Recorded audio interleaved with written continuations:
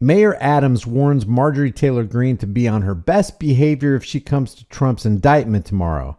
He says, "Control yourselves. New York City is our home, not a playground for your misplaced anger. We are the safest large city in America." Maybe some rabble rousers thinking about coming to our city tomorrow. Our message is clear and simple.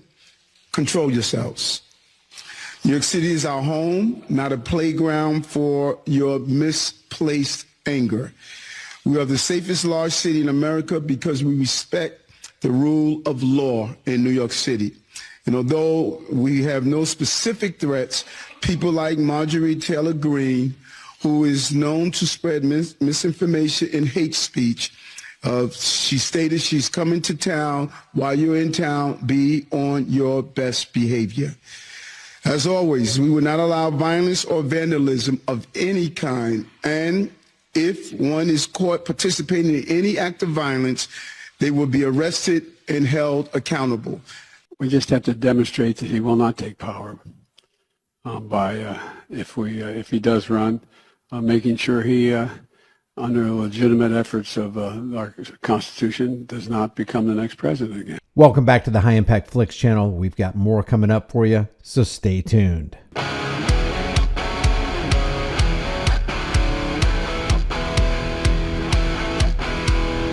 I want to thank Noble Gold for sponsoring today's video.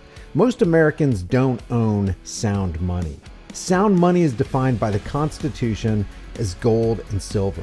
It's been accepted as sound money for over 5,000 years. And even though it's been artificially suppressed by the international banking cartel, it was the best performing investment class for 2022.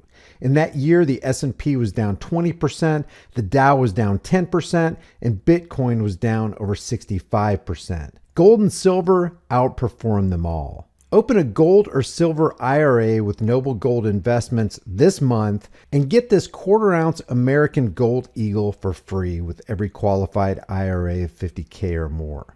With thousands of 5-star reviews, there's a lot of happy people who are glad they went with Noble Gold. Check them out with my link in the description and in the pinned comment. Now, back to today's video. Mr. Chair and members, thank you for having us here. My name is Lee Bumgart. I'm a Timtum, a Jewish cultural specific gender identity, and a trans person from Hopkins.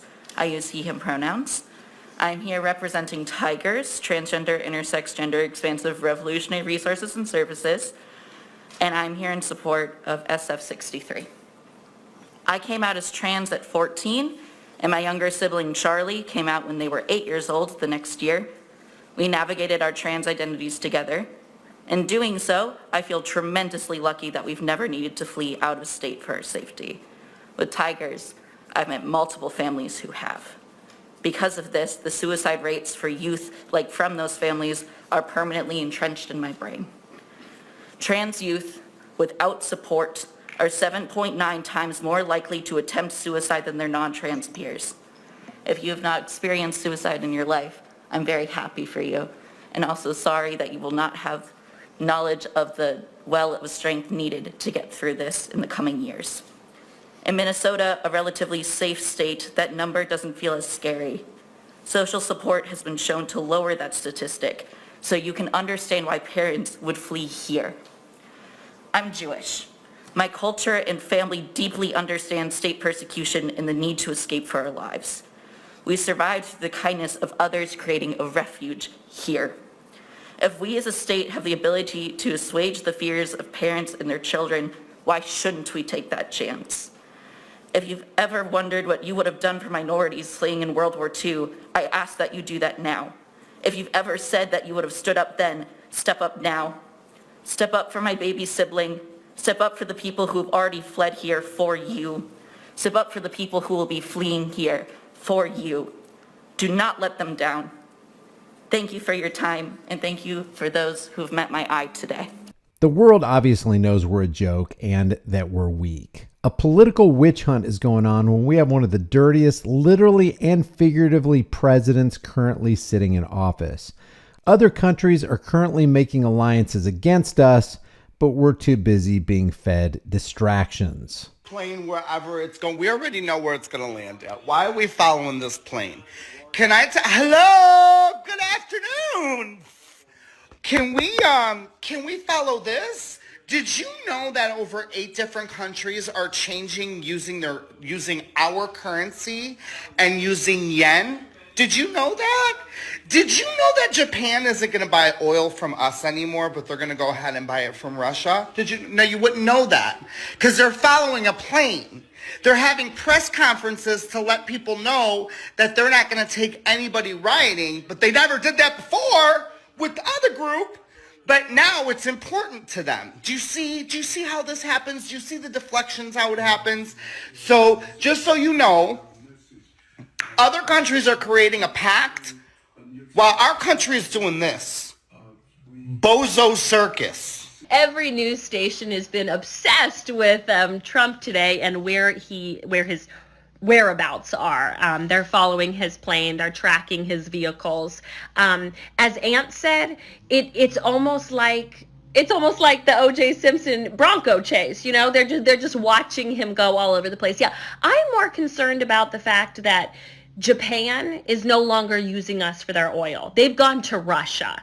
I'm more concerned at the fact that East Palestine still hasn't received a visit from Joey, and Mala has yet to take that little school bus down to the border and close the borders for us, because we got a lot of fentanyl coming across. We have a lot of human trafficking happening. Yeah, that's because our borders are open.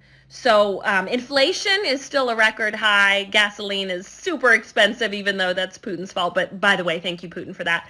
But we have important things to be dealing with. I don't care where Trump's plane is right now. I think we need to just let that go for a minute and focus in on, things that are really impacting everyday Americans. Australian Senator Malcolm Roberts explains why digital ID must be rejected and resisted at all costs. Let's be blunt. The so-called Trusted Digital Identity Bill represents a watershed moment in Australian history. We stand at the divide between a free personal enterprise future and a digital surveillance age. If nothing is done to stop this bill, government will sit in the middle of every interaction Australians have with each other and with the world. And it achieves this in the same way China does, by creating a digital identity that forms a central part of a person's life. You can call it a license to live. What began with COVID contact tracing, vaccine passports, and QR check-ins will soon be formalized by an inescapable digital identity. It signals the complete end of consumer privacy, the end of citizen anonymity, and the beginning of a big brother digital age that treats the people of Australia as products rather than free human beings. The government intends to build a complete digital record of every Australian to be shared and used. Our medical history, our shopping preferences, who we associate with, whether our choices are really so-called green, social security, veteran services, travel records, website viewing, employment status, and social media comments. Everything will go on the record and be available to any large corporation that can pay for access. All of this orchestrated by a federal Liberal Nationals government who proudly but distortingly call it a human-centric digital identity. Tom Rentz tweeted today that the lobbyists for the Cattlemen and Pork Association in several states have confirmed that they will be using mRNA VAXXs in pigs and cows this month. He says we must support Missouri House Bill 1169 and claims this is literally the only chance we have to prevent this. He wrote, "No one knows the impacts of doing this, but we're all potentially facing the risk of being you-know-what if we don't stop this." Leave your thoughts about this for the world and the global thought police in the comments section below. If you haven't done so already, subscribe to the channel, hit the bell notification icon, give it a thumbs up, share it with everybody you know. Don't forget to subscribe to my private email list through my website, highimpactflix.com, and I will see you in the next video. With all the crazy stated plans of the Great Reset, the currency reset, and even the food reset, it's not a matter of if the store shelves are going to clear and there's a lack of food. The question is when. You need to get long-term storable food. It doesn't matter if it's from me or you just go to the store and you buy food. Just grab dry, storable food while you can. If you want to get it from me, you're going to support the channel and you're going to help yourself out because my link has a discount code embedded within it. You can check that out in the description below.